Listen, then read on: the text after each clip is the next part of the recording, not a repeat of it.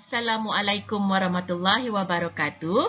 Bertemu lagi kita dalam kelas Bahasa Melayu. Kali ini kita akan belajar tentang ayat tunggal dan ayat majmuk. Ayat pertama yang akan kita pelajari hari ini iaitu ayat tunggal. Apa itu ayat tunggal? Ayat tunggal ialah ayat yang mempunyai satu subjek dan satu predikat sahaja. Subjek ini ialah frasa nama, sama ada manusia, haiwan ataupun benda. Predikat pula ialah perkara atau perbuatan.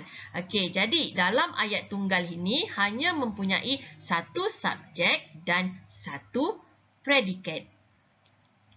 Contoh ayat tunggal pertama, Abang membaca buku. Abang ialah subjek. Baik, dalam ayat tersebut hanya ada satu subjek iaitu ada seorang abang. Baik, membaca buku ialah predikat. Okey, kalau kita lihat di situ dia mengandungi satu perbuatan ataupun satu kata kerja dalam ayat tersebut. Satu subjek, satu predikat. Abang membaca buku. Itu contoh ayat tunggal. Contoh ayat seterusnya, Salim bermain bola sepak. Okey, dalam ayat tersebut, Salim merupakan subjek. Jadi di situ kita dapat lihat ada Salim saja, dia sendiri saja. Jadi subjek dia satu. Bermain bola sepak merupakan predikat. Dalam ayat tersebut hanya ada satu perbuatan ataupun kata kerja. Okey, Salim bermain bola sepak. Salim satu subjek, bermain bola sepak satu predikat. Jadi ini juga merupakan contoh ayat tunggal. Contoh seterusnya, Alina menyiram pokok bunga. Satu subjek dalam ayat tersebut iaitu Alina, manakala satu predikat iaitu menyiram pokok bunga. Baik, kalau lihat dalam ayat tersebut, satu saja perkara atau aktiviti yang dilakukan iaitu menyiram pokok bunga. Okey, ini merupakan contoh ayat tunggal kerana hanya ada satu subjek dan satu predikat. Kita pergi kepada ayat majmuk. Apa itu ayat majmuk? Ayat majmuk ialah ayat yang mempunyai lebih daripada satu subjek atau predikat yang digabung dengan kata hubung. Dalam video lepas, awak dah diterangkan tentang kata hubung. Okey, kata hubung ni kita akan gunakan dalam ayat majmuk pada kali ini. Okey, apa maksud lebih daripada satu subjek? Okey, maksudnya dalam ayat majmuk dia mengandungi subjek yang lebih dari satu. Mungkin dia dua orang, mungkin dia tiga, mungkin dia empat. Okey, satu lagi predikat. Predikat dia pun lebih daripada satu. Kalau tadi dalam ayat tunggal hanya ada satu perkara atau perbuatan sahaja, tapi dalam ayat majmuk ni dia lebih. Mungkin dia ada dua perkara ataupun tiga perkara. Apa yang awak perlu tahu ialah dalam ayat majmuk ini dia lebih daripada satu. Okey, tak kisahlah dua ke, tiga ke, empat ke, yang penting lebih dari satu. Untuk lebih memahamkan awak tentang ayat majmuk, okey, Ustazah dah beri dalam bentuk lebih ringkas, iaitu ayat majmuk sama dengan satu ayat tunggal campur satu ayat tunggal. Ayat majmuk sama dengan ayat tunggal campur ayat tunggal.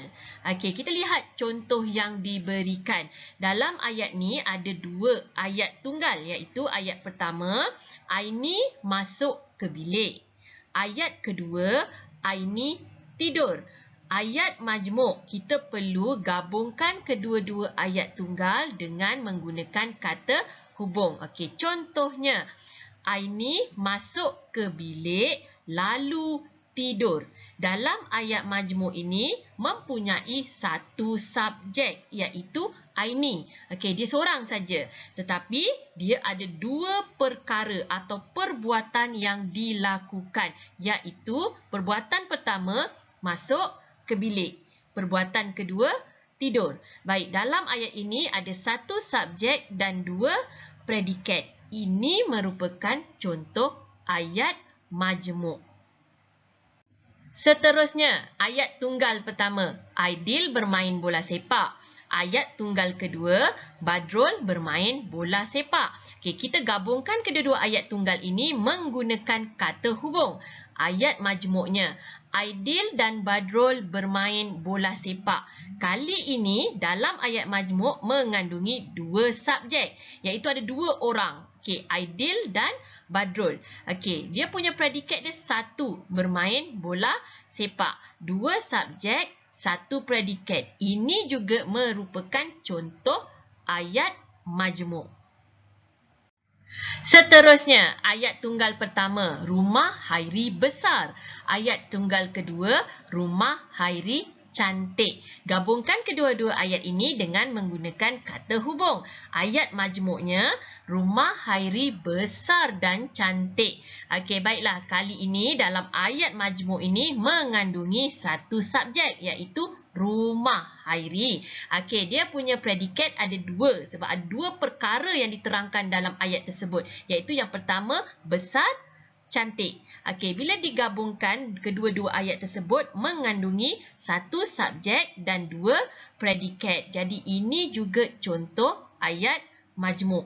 Okey, apa yang perlu awak ingat dalam ayat majmuk mesti mengandungi lebih dari satu, sama ada subjek ataupun predikat. Okey, tak kisahlah dia ada dua ke, tiga ke, empat ke, itu dikira sebagai ayat majmuk. Baiklah murid-murid, cukup sampai di sini dahulu kelas kita pada kali ini. Ustazah harap awak semua dah boleh membezakan antara ayat tunggal dengan ayat majmuk. InsyaAllah kita jumpa lagi dalam kelas yang akan datang. Assalamualaikum warahmatullahi wabarakatuh.